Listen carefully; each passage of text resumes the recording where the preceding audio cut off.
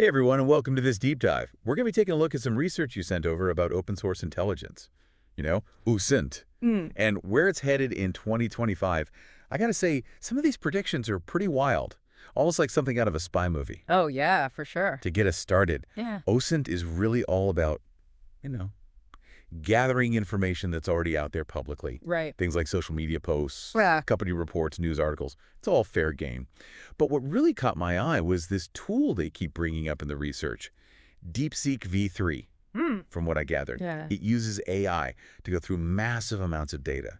And not just go through it, but analyze it in real time. That's right. And the research is saying this is going to be a total game changer for businesses, governments, even everyday people like us. Absolutely. It's not just for, spies and shadowy figures anymore. What's really fascinating about DeepSeek V3 and tools like it is how they're making OSINT so powerful, but also way more accessible. In fact, one of the sources you sent predicts that businesses will be using OSINT for just about everything, like figuring out what their competitors are up to, or even predicting what customers want, even before the customers themselves know. Well, hold on. So you're saying we're talking about tapping into like the collective intelligence of the entire internet Exactly. to make better decisions, faster decisions. That's the potential we're looking at here. Okay, that sounds pretty amazing in theory.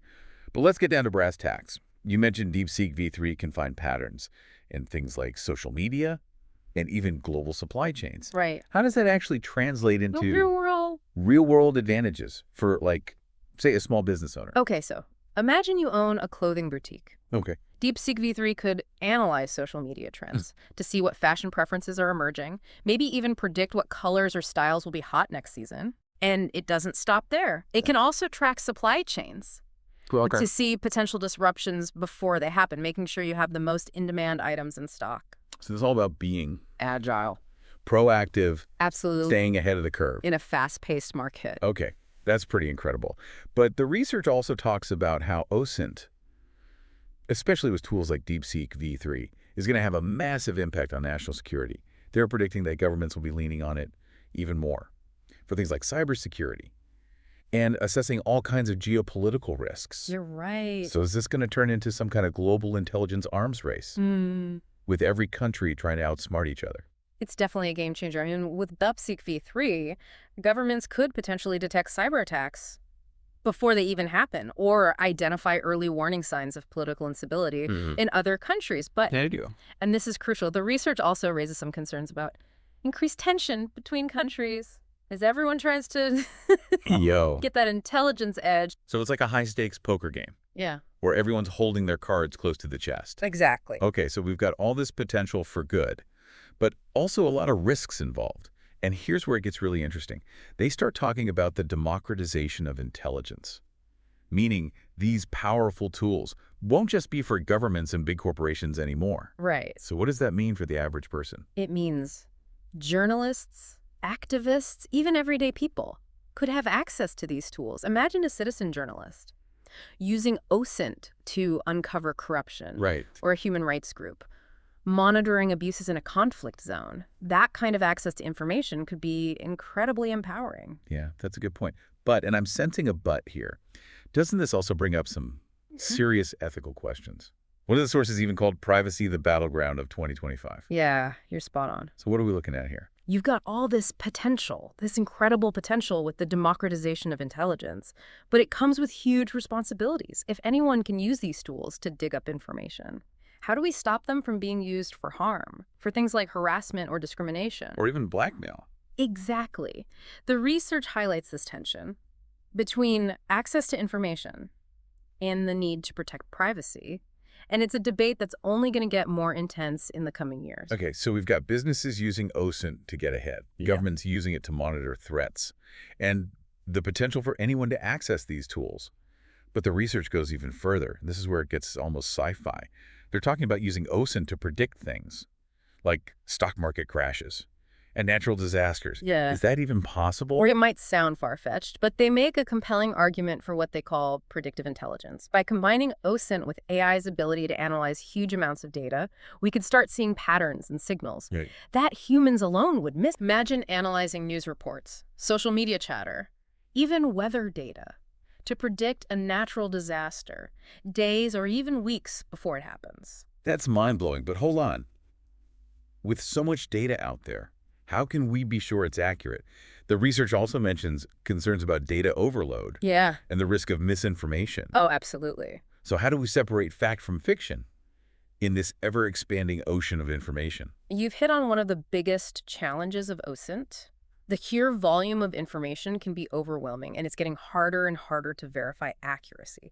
In a world where misinformation spreads like wildfire, Right. one of the sources even called it drinking from a fire hose of data. I like that. Yeah. Drinking from a fire hose of data, that's a good one. It's not just about the volume, though. It's the increasing sophistication of these disinformation campaigns.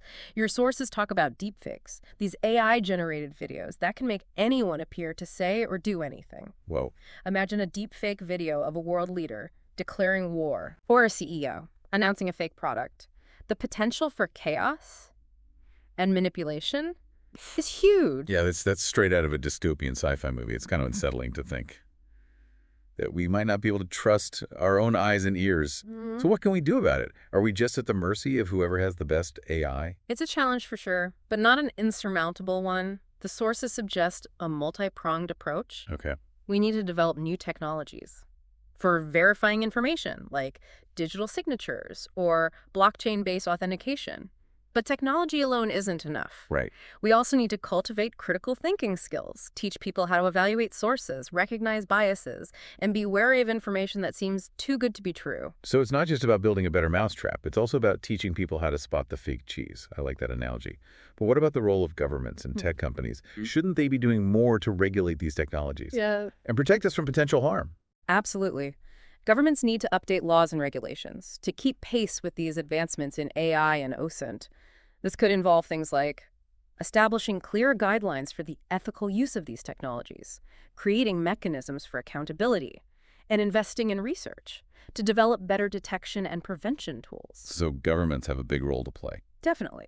But tech companies also have a huge responsibility. They're the ones developing and deploying these technologies, so they need to build in safeguards to prevent misuse and mitigate potential harm. Like what kinds of safeguards? Things like implementing strong content moderation policies, investing in AI ethics research, and working with governments and civil society organizations to develop responsible AI governance frameworks. So it sounds like we're at a crossroads. We have these incredibly powerful tools that could totally revolutionize how we understand the world. But they also come with some serious risks. It's going to take a collective effort from individuals, Right. governments, and tech companies to navigate these uncharted waters and make sure OSINT is used for good, not for harm. You've hit the nail on the head. We're on the edge of a new era, full of both promise and peril. The choices we make now, individually and collectively, will determine the future of OSINT and its impact on our lives. And those choices are going to involve some tough questions, like how do we balance the need for security with the right to privacy? How do we prevent these technologies from making existing inequalities worse? How do we ensure that access to OSINT is equitable and doesn't just benefit those who are already in positions of power? Those are complex issues with no easy answers. But the first step is acknowledging the complexity and starting a conversation about these challenges.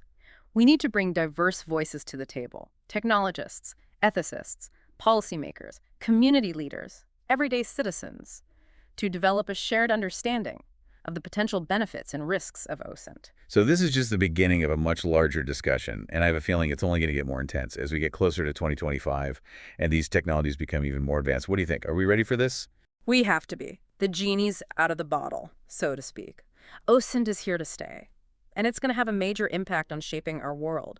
The question isn't whether we're ready, it's whether we're willing to rise to the challenge and ensure that these powerful tools are used responsibly and ethically. Okay, so we've talked about how businesses and governments are using OSINT and the potential risks of data overload, misinformation, and privacy violations. Yeah. But let's bring it back to the individual.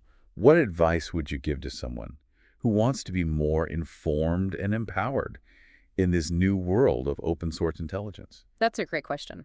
Here are a few things that come to mind. Be a critical consumer of information. Don't just accept everything you read or see online at face value. Right. Question sources. Look for evidence. And be aware of potential biases. Good advice. Develop your OSINT skills. There are tons of free resources available online to help you learn the basics of OSINT, from searching social media to analyzing public records. Though there are resources out there. Oh yeah, tons. And use OSINT for good. Think about how you can use these tools to make a positive impact in your community, whether it's in investigating local issues, supporting a cause you care about, or just helping your friends and family stay informed. I like that. And lastly, stay informed about the ethical implications. As OSINT becomes more powerful and accessible, it's crucial to stay engaged in the conversation about its responsible use. Read articles, attend events, and voice your concerns to policymakers and tech companies. Those are all great tips, and I love the emphasis on using OSINT for good. It's a good reminder that these tools can be used to empower people and communities, not just governments and corporations. Exactly. We need to change the narrative around OSINT and show that it can be a force for positive change in the world.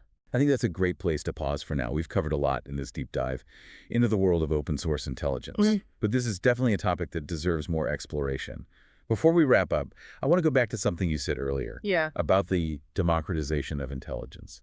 It's an exciting concept, but it raises some big questions about access and control.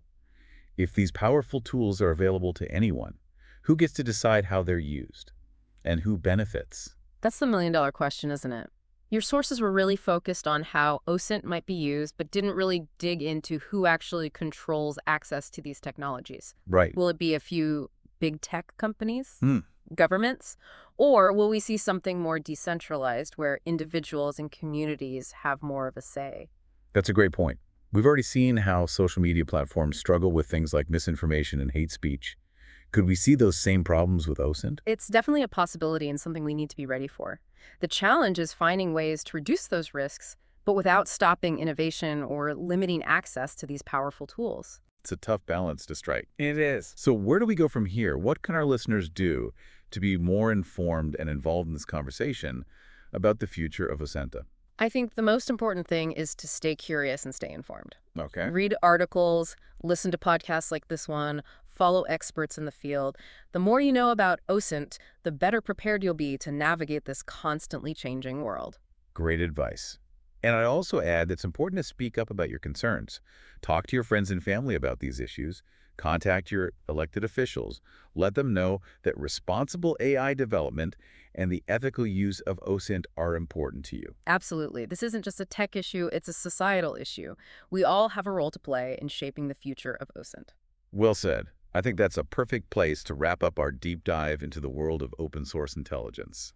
We've covered a lot of ground, but this is clearly a topic that deserves a lot more exploration. Yeah, it's been a fascinating conversation. And I think it's really just the beginning of a much bigger discussion we need to have as a society. Yeah. I agree. A huge thank you to you, our listener, for joining us on this journey.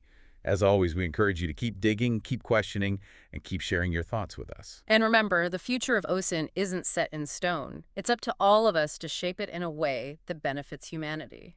That's a powerful thought to leave us with. Until next time, stay curious, stay informed, and thanks for listening.